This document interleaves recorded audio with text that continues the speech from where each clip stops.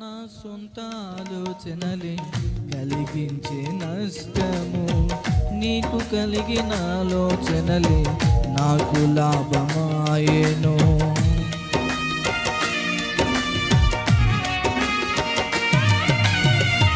నా సొంత ఆలోచనలే కలిగించే నష్టము, నీకు కలిగిన ఆలోచనలే నాకు లాభమాయెను.